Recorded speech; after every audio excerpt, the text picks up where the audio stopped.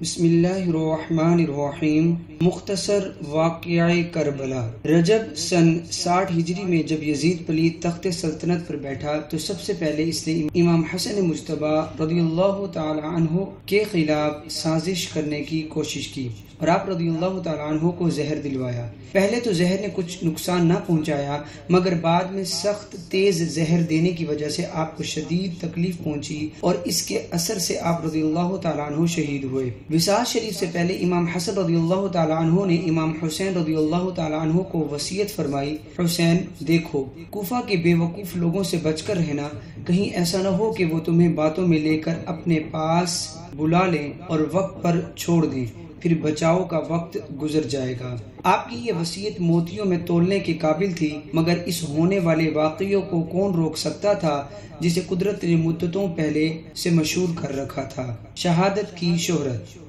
نبی پاک صلی اللہ تعالی علیہ وسلم کی تشریف آوری سے 300 سال پہلے ایک شعر پتھر پر لکھا ملا جس کا ترجمہ یہ ہے: کیا حسین رضی اللہ تعالی عنہ کے قاتل یہ بھی امید رکھتے ہیں کہ قیامت کے دن ان کے نانا جان صلی اللہ علیہ وسلم کی شفاعت پائیں گے؟ نمبر 2، امام حسین رضی اللہ تعالی عنہ نبی پاک صلی اللہ تعالی علیہ وسلم کی گود مبارک میں تھے کہ آپ صلی اللہ تعالی علیہ وسلم انہیں پیار فرمانے لگے تو فرشتے نے عرض کی وہ وقت قریب آتا ہے کہ حضور صلی اللہ تعالی علیہ وسلم کی امت انہیں شہید کرے گی، اور حضور صلی اللہ تعالی علیہ وسلم چاہیں تو وہ زمین حضور صلی اللہ تعالی وسلم کو دکھا دو جہاں یہ شہید کیے جائیں گے۔ پھر سرخ ریت، مٹی، کنکریاں حاضر کی۔ حضور صلی اللہ تعالی علیہ وسلم نے سونگ کر فرمایا کرب و بلا کی بو آتی ہے۔ پھر ام سلمہ رضی اللہ تعالی عنہا کو وہ مٹی عطا ہوئی اور ارشاد فرمایا جب یہ خون ہو جائے تو جاننا کہ حسین شہید ہوا۔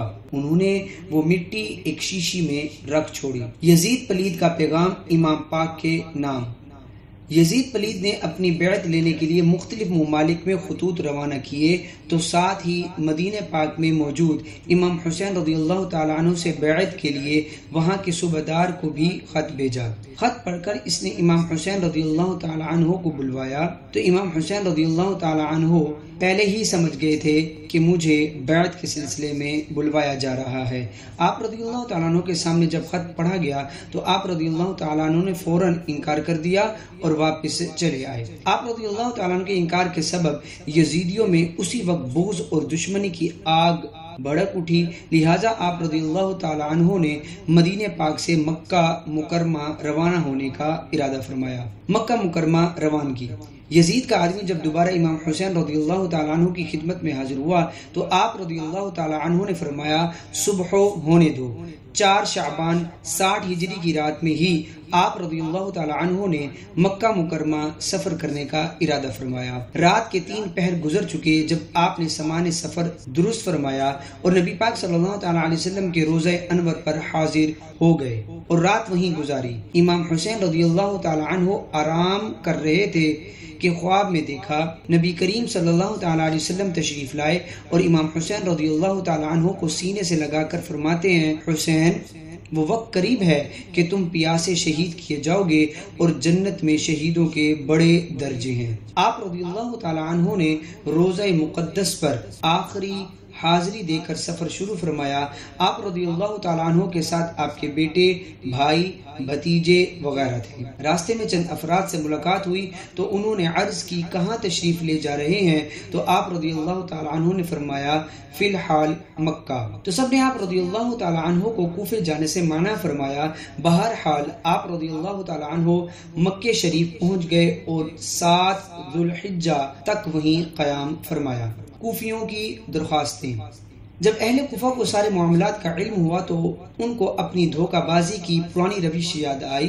انہوں نے امام حسین رضی اللہ تعالیٰ عنہ کو خط لکھنا شروع کر دیے کہ آپ یہاں تشریف لائیں، ہم آپ کے ہاتھ پر بیعت کریں گے اور آپ ہمیں یزید کے ظلم سے نجات دلوائیں۔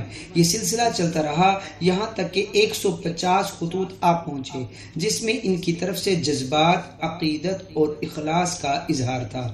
اتنی درخواستیں جمع ہونے پر امام حسین رضی اللہ تعالیٰ عنہ نے غور کرنا شروع کیا اور آخر کار یہ تجویز پیش کی، پہلے میرے چچا زاد بھائی مسلم بن عقیل رضی اللہ تعالیٰ عنہ کو بھیجا جائے گا، اگر کوفیوں کا رویہ ان کے ساتھ صحیح ہوا تو میں بھی روانہ ہو جاؤں گا۔ یہاں ایک بات یاد رہے کہ امام حسین رضی اللہ تعالیٰ عنہ کا یہ فیصلہ اس لیے بھی تھا کہ اگر میں منع کر دوں تو کہیں اہل کوفہ یہ عذر پیش نہ کر دیں کہ ہم نے تو امام حسین رضی اللہ تعالیٰ عنہ سے التجائیں کی مگر آپ رضی اللہ تعالیٰ عنہ نے توجہ نہ کی، تو بالآخر ہمیں یزید کی بیعت کرنا پڑی۔ امام حسین رضی اللہ تعالیٰ عنہ نے اتمام حجت کے لیے یہ راہ اختیار فرمائی۔ مسلم بن عقیل رضی اللہ تعالیٰ عنہ کوفے میں، امام حسین رضی اللہ تعالیٰ عنہ کا ارشاد ملتے ہی مسلم بن عقیل رضی اللہ تعالیٰ عنہ اپنے دونوں بیٹوں محمد اور ابراہیم کو ساتھ لے کر کوفہ روانہ ہو گئے۔ جب آپ رضی اللہ تعالیٰ عنہ وہاں پہنچے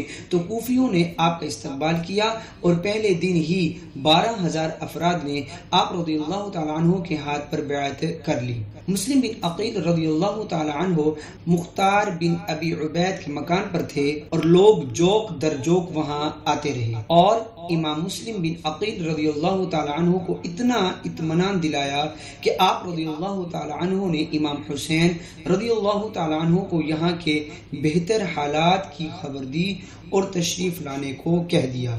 کوفہ میں موجود بعض یزیدیوں نے یزید کو خبر پہنچائی کہ کوفہ میں مسلم بن عقیل رضی اللہ تعالیٰ عنہ آ چکے ہیں اور ہزاروں لوگوں نے ان کے ہاتھ پر امام حسین رضی اللہ تعالیٰ عنہ کی بیعت کر لی ہے، اور کوفہ کے گورنر صحابی رسول حضرت نعمان بن بشیر رضی اللہ تعالیٰ عنہ ان کے خلاف کوئی کارروائی نہیں کر رہے۔ یہ اطلاع ملتے ہی یزید نے نعمان بن بشیر رضی اللہ تعالیٰ عنہ کو معزول کر دیا اور عبید اللہ بن زیاد جو کہ بصرے کا بھی گورنر تھا اسے یہاں کا حاکم بنا دیا۔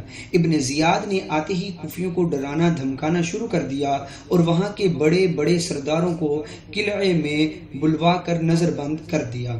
اس وقت مسلم بن عقیل رضی اللہ تعالیٰ عنہ ہانی بن عروہ کے گھر میں تھے۔ ابن زیاد نے فوج بھیج کر ہانی بن عروہ کو بھی گرفتار کروا لیا۔ مسلم بن عقیل رضی اللہ تعالیٰ عنہ نے جب یہ حالات دیکھے تو لوگوں کو بلوانا شروع کر دیا۔ دیکھتے ہی دیکھتے 40,000 افراد جمع ہو گئے اور انہوں نے قلعے کا محاصرہ کر لیا، لیکن ابن زیاد کی چال کامیاب ہو گئی کہ قلعے سے کوفہ کے سرداروں، رئیسوں اور اہل منصب نے اپنے متعلقین کو مسلم رضی اللہ تعالی عنہ کا ساتھ چھوڑنے کا حکم دیا۔ حکم سنتے ہی ان بے وفاؤں نے دور ہونا شروع کر دیا اور پورا لشکر منتشر ہو گیا۔ مسلم بن عقیل رضی اللہ تعالی عنہ نے کوفے کی مسجد میں نماز مغرب ادا کی۔ اس وقت آپ کے ساتھ 500 افراد رہ گئے اور جب نماز پڑھ کر فارغ ہوئے تو ایک بندہ بھی موجود نہ تھا۔ مسلم بن عقیل رضی اللہ تعالی عنہ ان کے گھر میں پناہ لی۔ وہاں موجود ایک شخص نے مخبری کر دی۔ خبر پاتے ہی ابن زیاد نے فوج بھیجی۔ انہوں نے مسلم رضی اللہ تعالی عنہ پر حملہ کیا۔ آپ رضی اللہ تعالی عنہ نے ان کی فوج کو تتر بتر کر دیا، لیکن وہ تعداد میں زیادہ تھے۔ جب انہوں نے سخت حملہ کیا تو مسلم بن عقیل رضی اللہ تعالی عنہ شدید زخمی ہو گئے، لیکن ہمت نہ ہاری۔ آخر کار انہوں نے یہ حیلہ کیا کہ مسلم بن عقیل رضی اللہ تعالیٰ عنہ کو کہا کہ ہم آپ سے جنگ نہیں کرنا چاہتے، آپ کو امان ہے، بس آپ ابن زیاد کے پاس ہمارے ساتھ چلیں۔ مسلم بن عقیل رضی اللہ تعالیٰ عنہ نے ان کی بات پر اعتماد کیا اور آپ رضی اللہ تعالیٰ عنہ رونے لگے۔ کسی نے کہا آپ جیسا بہادر رو رہا ہے؟ فرمانے لگے اپنے لیے نہیں رو رہا، بلکہ میں نے جو امام حسین رضی اللہ تعالی عنہ کو یہاں بلا لیا ہے اس لیے رو رہا ہوں، وہ تمہارے بھروسے پر آ رہے ہوں گے۔ مسلم بن عقیل رضی اللہ تعالی عنہ نے فرمایا کہ تمہاری امان فائدہ نہ دے گی، بس اتنا کر دو کہ امام حسین رضی اللہ تعالی عنہ کو میرے حال کی خبر پہنچا دو۔ جب مسلم بن عقیل رضی اللہ تعالی عنہ کو ابن زیاد بدنہاد کے پاس لایا گیا تو واقعی وہ امان فائدہ مند ثابت نہ ہوئی، بلکہ قلعے میں موجود ابن زیاد کے بندوں نے قلعے میں داخل ہوتے ہی امام رضی اللہ تعالی عنہ پر حملہ کر دیا، جس کی وجہ سے آپ رضی اللہ تعالی عنہ پیاسے شہید ہوئے، اور ان ظالموں نے مسلم رضی اللہ تعالیٰ عنہ کے بیٹوں کو بھی شہید کر دیا۔ امام حسین رضی اللہ تعالیٰ عنہ کی کوفہ روانگی۔ امام مسلم رضی اللہ تعالیٰ عنہ کی طرف سے بہتر حالات کی خبر ملنے پر امام حسین رضی اللہ تعالیٰ عنہ کوفے کی جانب روانہ ہوئے۔ اس سفر میں امام حسین رضی اللہ تعالیٰ عنہ کے ساتھ جو افراد تھے ان میں سے چند کے نام نیچے لکھے جا رہے ہیں۔ امام حسین رضی اللہ تعالیٰ عنہ کے 3 بیٹے، علی اکبر، علی اوسط، علی اصغر، ایک بیٹی سکینہ، 2 ازواج شہربانو اور علی اصغر کی والدہ۔ امام حسن کے 4 بیٹے، قاسم، عبداللہ، عمر، ابو بکر، چاروں کربلا میں شہید ہوئے۔ حضرت علی کے 5 بیٹے، عباس، عثمان، عبداللہ، محمد، جعفر، سب کربلا میں شہید ہوئے۔ حضرت عقیل کے 1 بیٹے حضرت مسلم تو پہلے شہید کر دیے گئے، باقی 3 بیٹے کربلا میں شہید ہوئے، عبداللہ، عبد الرحمن، جعفر طیار کے 2 پوتے محمد اون کربلا میں شہید ہوئے، رضی اللہ تعالی علیہم اجمعین۔ جب یہ قافلہ بڑھا تو ابن اشعث کا بھیجا ہوا آدمی ملا اور اس نے مسلم رضی اللہ تعالیٰ عنہ کی شہادت کی خبر سنائی۔ بعضوں نے یہاں سے واپس جانے کا مشورہ دیا، مگر مسلم رضی اللہ تعالیٰ عنہ کے عزیزوں نے کہا اب ہم نہیں پلٹ سکتے، یا خون کا بدلہ لیں گے یا مسلم رضی اللہ تعالیٰ عنہ سے جا ملیں گے۔ امام حسین رضی اللہ تعالیٰ عنہ نے فرمایا تمہارے بعد زندگی بیکار ہے۔ آپ رضی اللہ تعالیٰ عنہ نے واپسی کا ارادہ ترک فرما دیا اور قافلہ آگے روانہ ہو گیا۔ جب کوفہ قریب آنے والا تھا تو حر رضی اللہ تعالیٰ عنہ ملے اور ان کے ساتھ ابن زیاد کے بھیجے ہوئے 1000 ہتھیار بند سوار تھے۔ حر رضی اللہ تعالیٰ عنہ اہل بیت سے عقیدت رکھتے تھے اور ان کی شان میں گستاخی نہیں کر سکتے تھے، مگر ابن زیاد کے ہاتھوں مجبور تھے۔ حر نے امام حسین رضی اللہ تعالیٰ عنہ سے عرض کی کہ آپ ہمارے ساتھ ابن زیاد کے پاس چلیے۔ امام حسین رضی اللہ تعالیٰ عنہ نے انکار کیا۔ آپ رضی اللہ تعالیٰ عنہ فرمانے لگے کہ میں یہاں خود نہیں آیا بلکہ مجھے خطوط بھیج کر بلایا گیا ہے۔ حر کہنے لگے کہ کون سے خط؟ مجھے اس کی اطلاع نہیں۔ جب امام حسین رضی اللہ تعالیٰ عنہ نے کچھ خط ان کو دکھائے تو کہنے لگے میں خط لکھنے والوں میں سے نہیں، مجھے فی الحال آپ کو لے جانے کا حکم دیا گیا ہے۔ حر صرف ابن زیاد کی سختی کی وجہ سے اپنی بات سے پیچھے نہیں ہوئے۔ بالآخر امام حسین رضی اللہ تعالیٰ عنہ کو کوفے کی راہ سے ہٹ کر کربلا میں اترنا پڑا۔ یہ 2 محرم 61 ہجری تھی۔ آپ رضی اللہ تعالیٰ عنہ نے اس مقام کا نام پوچھا تو معلوم ہوا اس جگہ کو کربلا کہتے ہیں۔ آپ رضی اللہ تعالیٰ عنہ اس نام سے واقف تھے کہ اسی مقام پر اہل بیت پر شدید ظلم کیا جائے گا۔ ابن زیاد کو جب امام حسین رضی اللہ تعالیٰ عنہ کے بارے میں خبر ملی تو اس نے یزید کی بیعت طلب کرنے کے بارے میں ایک مکتوب روانہ کیا۔ امام حسین رضی اللہ تعالیٰ عنہ نے اس کا جواب دینے سے انکار کر دیا، جس سے ابن زیاد کو طیش آ گیا۔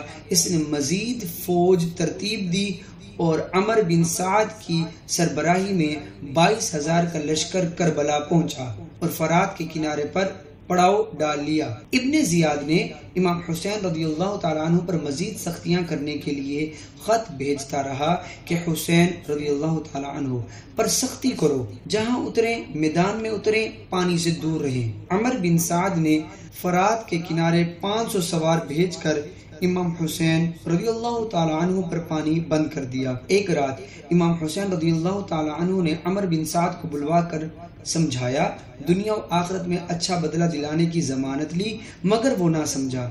کچھ دنوں تک یہ سلسلہ رہا اور عمر بن سعد کے رویے میں نرمی آئی۔ اس نے ابن زیاد کو خط لکھ دیا کہ صلحوں کی کوئی راہ نکالی جائے۔ جب ابن زیاد نے خط پڑھا تو اس کے پاس موجود ایک خبیث شمر بولا کہ کیا امام حسین کی باتیں مان لو گے؟ اگر وہ تمہاری اطاعت کیے بغیر چلے گئے تو تمہارے لیے ذلت کی بات ہے، تو یوں صلح نہ کی جائے بلکہ اپنا رعب باقی رکھو کہ تو حکم دے تو واپس جائیں، لیکن تو سزا دے تو مالک ہے، تو معاف کر دے تو تیرا احسان ہے۔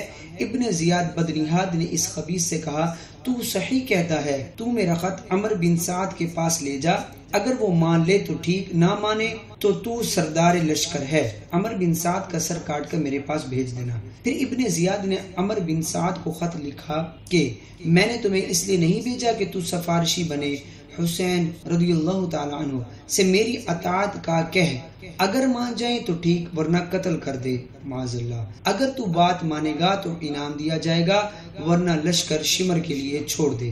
شمر نے خط لا کر عمر کو دیا اور پوچھا کیا ارادہ ہے؟ عمر نے کہا ابن زیاد کی اطاعت کروں گا۔ 9 محرم 61 ہجری کو امام حسین رضی اللہ تعالیٰ عنہ کو نبی پاک صلی اللہ تعالیٰ علیہ وسلم کی زیارت ہوئی اور آپ صلی اللہ تعالیٰ علیہ وسلم نے شہادت کی خبر دی اور دعا فرمائی، اے اللہ حسین کو صبر اور اجر عطا فرما۔ جب صلح وغیرہ کی کوئی راہ پیدا نہ ہوئی اور امام حسین رضی اللہ تعالیٰ عنہ کو یقین ہو گیا کہ اب خلاصی کی کوئی صورت نہیں ہے اور نہ ہی اس جنگ کو دور کرنے کا کوئی طریقہ ہے، تو آپ رضی اللہ تعالیٰ عنہ نے قیام گاہ کے ارد گرد ایک خندق کھودنے کا حکم دیا۔ خندق کھودی گئی اور صرف ایک راستہ رکھا گیا جہاں سے نکل کر دشمنوں سے مقابلہ کیا جائے۔ خندق میں آگ جلا دی گئی تاکہ اہل خیمہ دشمنوں کی ایذا سے محفوظ رہیں۔ بقیہ واقعات پارٹ 2 میں سماعت فرمائیں۔